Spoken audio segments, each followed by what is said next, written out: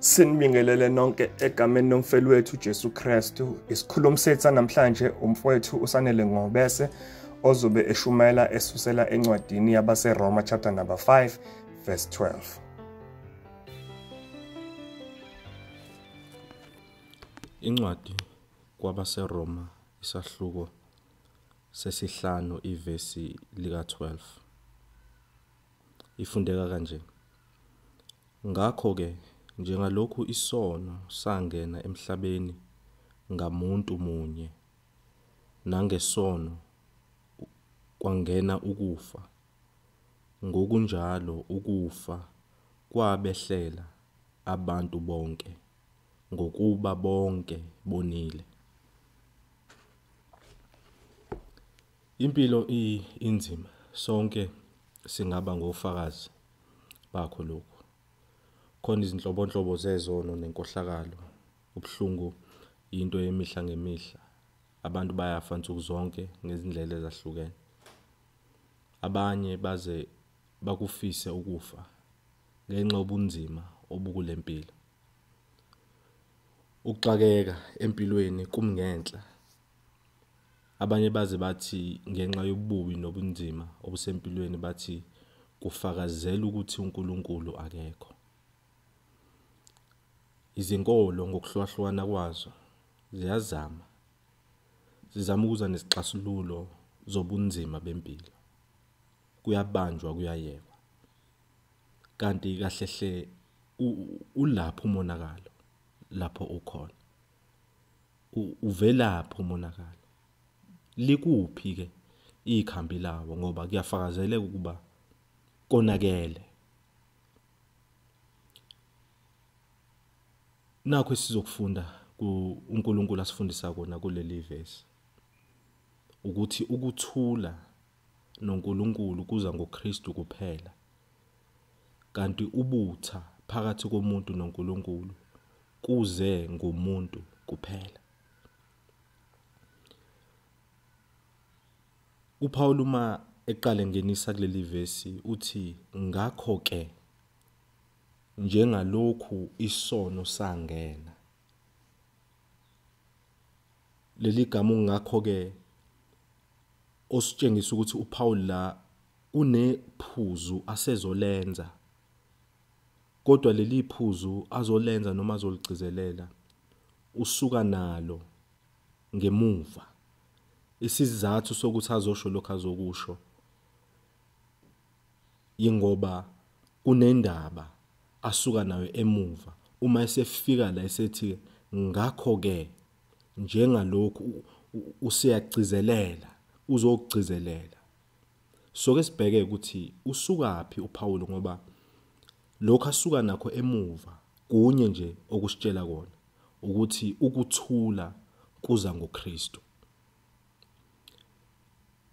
Uma sibuyele emuva nencwadi kwabaseRoma sibheka lapha uchapter 3 verse 23, nakhu esikufundayo kuthi ngokuba bonke bonile basilalelwe inkazimulo kaNkulunkulu, okungukuthi wonke umuntu uyisoni, akasesiyona lento uNkulunkulu abeyimisele ukuba abantu babe yiyo. Abantu bonke abalungile phambi kukaNkulunkulu. Nanku umonakalo kubantu. Isimo sabantu asiseyona leso esamiswa nguNkulunkulu. Kubantu bonke kukhona ukumelana noNkulunkulu. Njengoba ethi ngokuba bonke bonile, siyabona ukuthi kunobutha obukubantu ababubhekise kuNkulunkulu. Kodwa uma sesifunda verse 24 kaRomans chapter 3 uthi balungisisiwe ngesihle ngomusa wakhe ngokuhlengwa okukuKhristu uJesu. Lokho kusitshela ukuthi ukulungiswa komuntu phambi kukaNkulunkulu kukhona, futhi akukho ngaphandle kweNkosi uJesu. Uma umuntu kuthiwa ave elungile kodwa engakholwa kwinkosi uJesu, kumele makazi ukuthi lokho kulunga kwanele phambi kwamehla abantu, hayi kuNkulunkulu. Ubutha abantu ababhekise kuNkulunkulu abupheli noma busuku ngezinye izindlela noma eminye imizamo, kuphela ngokukholwa kuJesu. Kungani kunjalo? Yingoba kuNkulunkulu ukulunga kuza kuphela ngokukholwa kuJesu. Yizwa uverse 21 no22. Sofunda nje amavesi kafishane engaphelele. Afundeka kanje. Kepha manje ukulunga kukaNkulunkulu kubonakalisiwe. Ukulunga kukaNkulunkulu okuvela ngokukholwa kuJesu. Lokhu kumele sikufake emqondweni yethu ukuthi ukulunga okwamukelekile kuNkulunkulu kuqala ukuba khona ngoba umuntu esekholwa kuJesu. Futhi lokhu kuvela kuye uNkulunkulu. Mase sifunda isahluko 5. Sifundeka kanje uverse 1 uthi ngakho-ke lokhu sesilungisisiwe ngokukholwa sinokuthula kuNkulunkulu ngeNkosi yethu uJesu Kristu. Uma umuntu esekholwa kuJesu, uNkulunkulu umbuka njengolungile, akabe sambuka njengesoni, ngoba phela uselungisisiwe. Ngaleyo ndlela sekunokuthula phakathi kwalowo okholwa kuJesu noNkulunkulu. Okusho ukuthi ubutha sebususiwe phakathi komuntu noNkulunkulu. Zonke izibusiso eziza ngokukholwa seziphezu kwakhe lowo okholwayo. Isimo somuntu ke njoba sesibhekile la ukuthi yisona esiyinkinga. Umonakalo siyawubona ukuthi ukhona kumuntu, kodwa into enhle ukuthi uNkulunkulu emuhle nguye olungisayo lo monakalo. Ngoba munye vele okwazi ukulungisa lo monakalo nguye uNkulunkulu. Kodwa futhi yinye vo indlela awulungisa ngayo, ukukholwa kuJesu kuphela. Abantu bonke bezinhlanga zonke, bezizwe zonke ezikude neziseduzane bayizona. Indlela yokuba balungisisiswe bonke babe nokuthula noNkulunkulu yinye vo, ukukholwa kuJesu Kristu. Nguye phela uNkulunkulu ammisile njengendlela yokuba nokuthula nokubuyisana noNkulunkulu. So ke sesibonile ukuthi kunobutha, kunomonakalo okubantu, kunobutha phakathi kwabantu noNkulunkulu. Saphinde sabona ukuthi ukuthula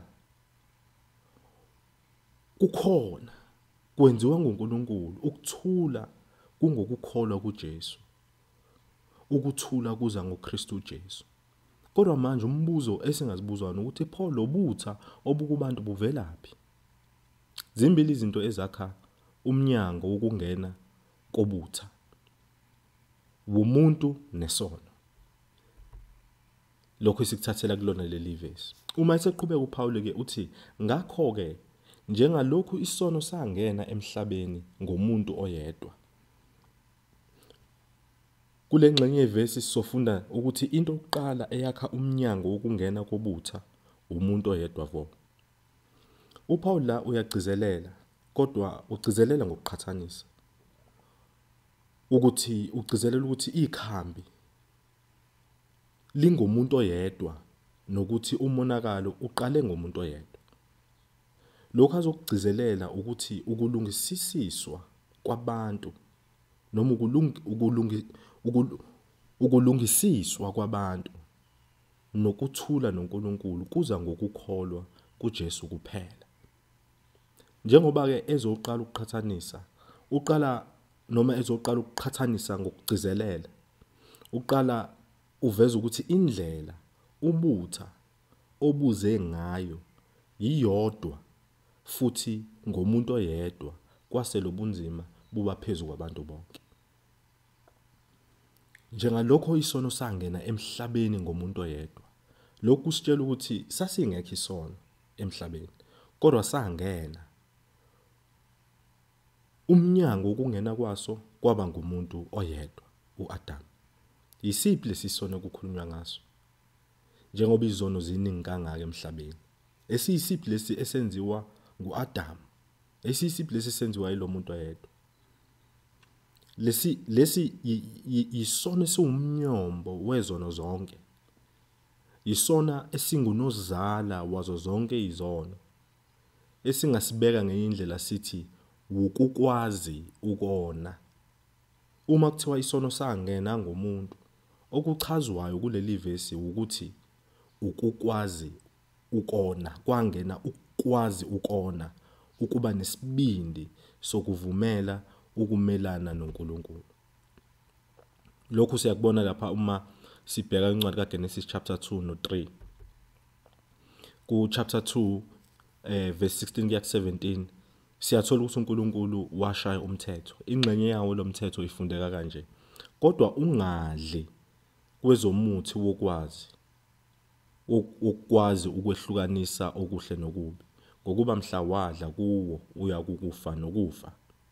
Bese mase siya ku Genesis 3 siyathola ukuthi kwafika uSathane wakhuluma kanje: ngeke nife neze, ngokuba uNkulunkulu uyazi ukuthi mhla nisidla amehlo enu ayovuleka nifane naye, nazi okuhle nokubi. Lamazwi enza uNkulunkulu wabukeka njengomqambimanga, njengongathembekile, okuyinto le ephambene nesimilo sikaNkulunkulu. Umuntu wabe esebamba izithembiso, uAdam wasebamba izithembiso ezintsha eziza ngokuphula umthetho kaNkulunkulu. Nakho kwenzeka umuthi wabonakala ukuthi uyanxaneleka ekuhlakanipheni, ngokusho kweBhayibheli. Lokuhlakanipha, ukuhlakanipha okuza ngokuthi kumele kweqiwe umyalelo kaNkulunkulu. Ngakho ngaleso sikhathi emqondweni wa-Adam kwafa ubukhulu bukaNkulunkulu, kwaphela ukumesaba uNkulunkulu, kwakhula ukufuna ukuba sezingeni likaNkulunkulu. Konke lokhu kwaletha isibindi sokuphambana noNkulunkulu ongcwele. uAdam wadla. uAdam naye wadla. Nansi indlela yokuqala eyaba umnyango wokungena kobutha. Umuntu waba nesibindi namandla okwenza isinqumo sokumelana noNkulunkulu ngokuthi enze lokho akushisekele eminjunjwini yemizwa yakhe okuphambene noNkulunkulu, ngoba ehlose ukuthola ukugculiseka okuza ngokuphula umthetho kaNkulunkulu. Imvelo kaAdam yabe isisilelwa yinkazimulo kaNkulunkulu, yaba yimvelo ethambekele ukukhohlakala, kwangena isono ngomuntu oyedwa. Indlela esibili esoyibheka esiyithola kuleli vesi, indlela esibili yakhe umnyango wokungena kobutha, isono. Uma siqhubeka silifunda leli vesi kuthi ngenxa yesono kwangena ukufa. Usakhumbula ukuthi umthetho omiswe nguNkulunkulu ubuthini? Ubuthi ngokuba mhla wadla kuwo uyakufa nokufa. So uAdam wayetsheliwe ngokuzomehlela uma eke wadla, kwakuthiwe uyakufa nokufa. Kepha yena uAdam wenza njani? Wadla. Ngakho sangena isibindi sokukhombisa ukuthi uNkulunkulu akayilutho kuyena, kwangena ukukwazi ukona. Kunye kwasekumele kwenzeke ngokuthembeka kukaNkulunkulu, ukufa. Ngenxa yesono kwabe sekungena kanjalo ukufa. Kwangena isono, ngenxa yesono kwabe sekungena ukufa. Uma sikuchaza lokhu kufa okwangena, futhi okuyikona sikubonayo ezweni likaNkulunkulu, ukufa ngokukamoya okungumelana nokungamfuni uNkulunkulu. Lokhu uma kufunda kwabaseKorinte bokuqala chapter 2 verse 14 noma nencwadi abase-Efesu sahluko sesibili verse 1. Phinde kube ukufa ngokuhlukana komzimba nomphefumulo. Uma sifunda laphana incwadi kaMshumayeli, kuphinde kube ukufa okuphakade okungubhekana nolaka lukaNkulunkulu ingunaphakade. Isambulo 11 verse 15. So esikufunda kuleli verse kuthiwa ukufa ngesono kwangena ukufa, okungukuthi ukufa kwakungekho, alukho uhlobo lokufa olwabe lukhona, kodwa ukufa kwangena ngenxa yokungena kwesono. Ukuba khona kwemvelo ethambekele ukona bese uyona yikona okwenza ukuthi ukufa kuhlale phezu komuntu. Yize lokhu kufa kuza ngezigaba ezahlukene, kodwa kungukufa konke. Kungenxa yesono esenziwe ngumuntu oyedwa kwaba khona ubutha phakathi komuntu noNkulunkulu. Yibona lobu butha lokhu kufa, yibona ubutha obuze nokuhlukanisa umuntu noNkulunkulu. Lokhu kufa kwenze ukuthi umuntu angakwazi ukuhlalelana noNkulunkulu, ngoba umuntu usengcolile, umuntu usefile maqondana nazo zonke izinto ezithakaselekayo zikaNkulunkulu. Umuntu usekwazi ukumelana noNkulunkulu. Umuntu akasekho ngcwele, umuntu akasaphelele. Manje uNkulunkulu ungcwele, akakwazi ukuhlalelana nento engcolile. Kwase kwakheka ukuhlukana, wase umuntu eselahlwa, esesuswa eduze kaNkulunkulu. Lokhu yikona ukufa. Lo mnyango ke owavuleka ngalezi ndlela ezimbili, okungena kwesono nokungena kokufa ngenxa yomuntu oyedwa, lo mnyango wobutha wavuleka. Base ubutha baba kubona bonke abantu, bangena ubutha baba kubona bonke abantu. Uma siqhubeka sifunda kufundeka kanje: ngokunjalo ukufa kwabehlela abantu bonke ngokuba bonke bonile. Umnyango wokungena kobutha, umuntu oyedwa nesono, yiwo owavulela ubutha ukuba bube semhlabeni. Ngenxa ukuthi isono sangena nokufa kwangena, lokhu kungena kuveza ukuthi isono nokufa kube sekuba yingxenye yempilo yasemhlabeni.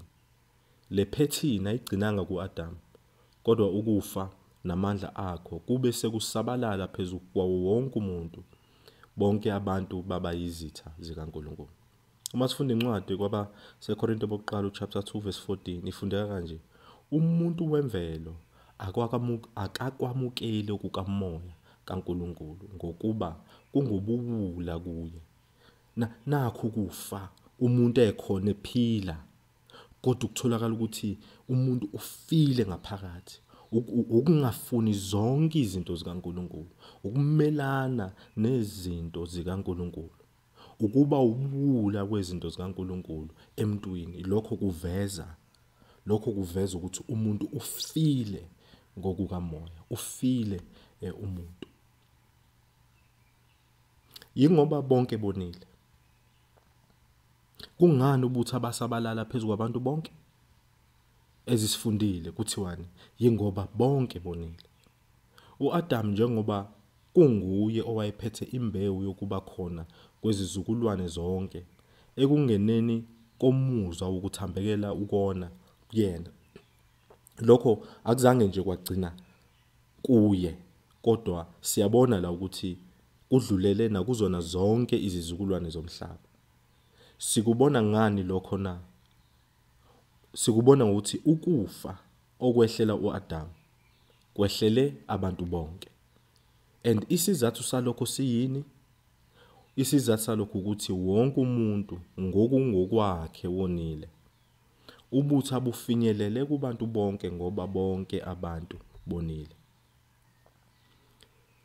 Uma sifunda incwadi kaMark 7 uverse 22 ifundeka kanje: ngokuba ngaphakathi enhliziyweni yomuntu kuvela imicabango emibi, ubufebe, ukweba, ukubulala, ukuphinga, umona, nabo bonke ububi, inkohliso, ukonakala okukhulu, yiso elibi, ukuhlambalaza, ukuzidla, nobuwula. Zonke lezi zinto ezimbi zivela ngaphakathi futhi ziyamngcolisa umuntu. uJesu akuveza amazwi lawa asho uJesu. uJesu akuveza la ukuthi umuntu nguye oyisigodlo sezono nobubi bonke obusabalele emhlabeni.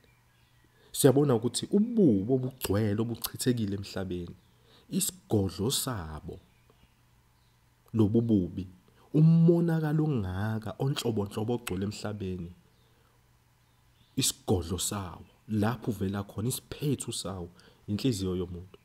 Umuntu ngamunye ukulesi simo. Umuntu ufile akafuni izinto zikaNkulunkulu, umuntu enhliziyweni yakhe ugcwele ububi. Yingakho kwenzeka ububi emhlabeni. Ingoba abantu bagcwele inkohlakalo, bagcwele umonakalo osezinhlizweni zawo, bese lo monakalo uyabonakala ngezindlela ezahlukahlukene. Abantu bamelene noNkulunkulu, abamfuna uNkulunkulu, bafile abantu maqondana nazo zonke izinto zikaNkulunkulu. Ukuvela kokuthi ububi bonke buqale ngomuntu oyedwa kwase kusabalala kubantu abaningi, kukumisa ngokuqinile ukuthi kwenzeka kanjani ukuthi kusindiswa kwabantu abaningi kuze ngomuntu oyedwa. Ngakho-ke umthombo wobunzima bempilo ngumuntu uqobo lwakhe. Pho ngakube ubunzima bufakazela ukungabibikho kukaNkulunkulu ngoba abanye abantu bake basho njalo. Cha, kunalokho kuyafakaza ukuthi uNkulunkulu ukhona futhi uNkulunkulu ungcwele. Pho abantu bangakwazi yini ukuzakhela indlela yokubuyisana noNkulunkulu? Iqiniso lithi cha, ngeke bakwazi ngoba bonke abantu bazalwa bonakele futhi benobutha bengamfuni uNkulunkulu vele. Kanti kahlehle umonakalo laphi? Lapho ukhona likuphi ikhambi lakho? Umonakalo owumnyombo wezinkinga nobunzima bonke ongabucabanga uwodwa, ubutha obungene ngomuntu oyedwa, kanti nekhambi lilodwa, ukuthula okuza ngokukholwa kuJesu kuphela. Siyabonga kakhulu ngokuthi nisiphe indlebe. Sibonge kakhulu nakumfowethu othatha isikhathi sakhe ngokuthi azosikhonza namhlanje. Intshumayelo kanje ziyatholakala ku-YouTube naku-Spotify, Amandla Ensindiso Podcast. Ngiphinde, Amandla Ensindiso Podcast. Siyabonga.